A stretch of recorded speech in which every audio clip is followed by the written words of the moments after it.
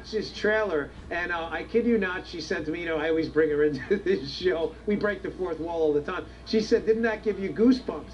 I said, yeah, it did, and I have to tell you, it was a little unexpected. I knew it was going to be good, but it was just amazing, this trailer for your new series, American Heroes. I'm going to play this for the audience, and then when we come back, I don't want to tease it too much. I want you to see it. I want you to comment on the guy you profiled. This is amazing. Check this out, folks. Gotcha. I looked up the sky and I thought, one day I'll be a soldier, then I'll be a missionary. Why a soldier?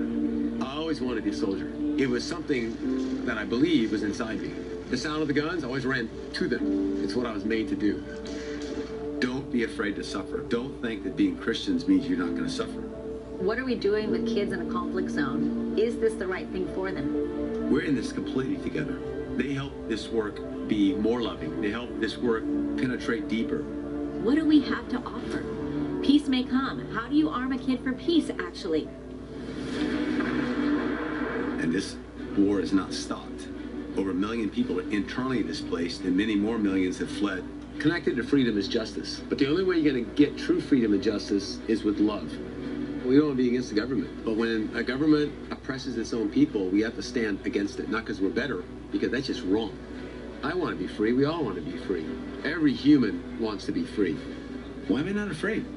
Because I love these people. When you really love someone, fear is no longer a big priority. You're with us. You know, it means God hasn't forgotten us. The world can know. We count. I came to the edge of the tank, and I said, this is what I'm going to do. You guys give me cover, I'm going to run. And I thought, there's no way I'm going to live through this. It wasn't fatalistic. It was just kind of logical.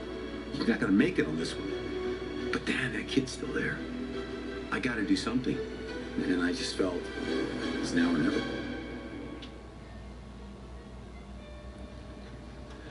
Wow, I'll tell you, Colonel, you can't watch that without getting some goosebumps. Yeah, it is. So tell me, that's Dave Eubank. How did you find Dave Eubank, this American hero? Why did you choose to profile him for your first episode of American Heroes?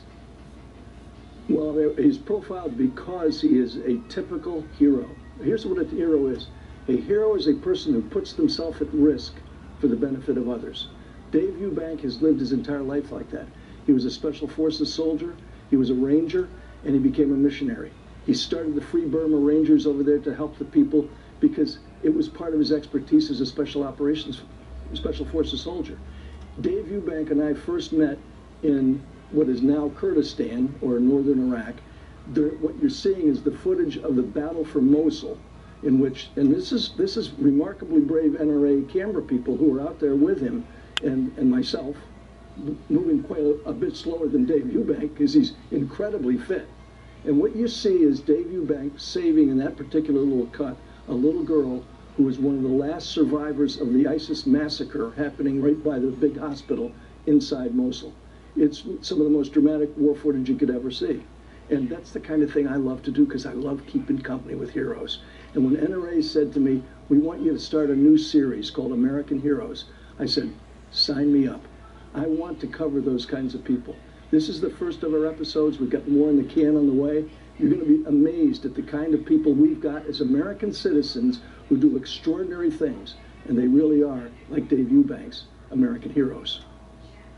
Colonel, I've heard Eubank's story before. I've heard him tell it. I'm looking forward to your episode of American Heroes here. But I got to tell you, I was equally moved by him. I mean, this is a guy, you want to talk about the very definition of the term selfless. I mean, that footage there, yeah. I've seen that before. Yeah, you have to understand, I mean, I know you get this, you with your decorated military history, but you don't even, the B-roll almost doesn't even adequately describe what you're seeing. He runs out from behind the protection of a tank under just a torrent of gunfire while they're providing some cover fire for him to save a little girl's life. He runs back under it, and he says the entire time that he doesn't even think he's going to make it back, and he does it anyway. What an absolutely amazing human being. Well, that's, you know why we have heroes? We have heroes, Dan, because they inspire us to be better than we otherwise would be. I mean, that's the whole purpose of heroes. No matter what written history one reads, whether it's the Holy Bible is full of heroes. It's the kinds of people that inspire us to be better than we otherwise would be and gives us something to live for. I tell people that if we didn't have American heroes, our country wouldn't have a future. And we look up to those kinds of people like Dave Eubank because they do put themselves at enormous risk. He's got his entire family out there in this. And I've spent nights with those guys out there praying just like they do because you're not too sure if you're going to wake up in the morning. It's astounding what this man has done. It's a great tribute to the Christian work ethic, the Christian belief of I'm going to go out and I'm going to be selfless in helping others. And Dave Eubank has lived his entire life like that. You know, I'll tell you, Colonel, it reminds me, just in closing here, I know you're busy. I saw this once, you know, typically I see stuff on the internet and I let it go, but I saw this quote once. And it reminded me of warriors like Dave Eubank who really are looking for peace, even in a war. They're looking to find peace and give people peace in their lives somehow, even through these small mechanisms of helping and praying and rescuing folks. It reminds me of that, this old saying says, you know, I'd rather be a warrior in a garden than a gardener at a time of war. And we need warriors like Dave Eubank who put themselves selflessly in the line of fire to save others. It's a fascinating story. Folks, please check it out. Lieutenant Colonel Oliver North, thank you so much for joining us. We'll be sure to promote this series again. You're always a great guest, so thanks for your insights.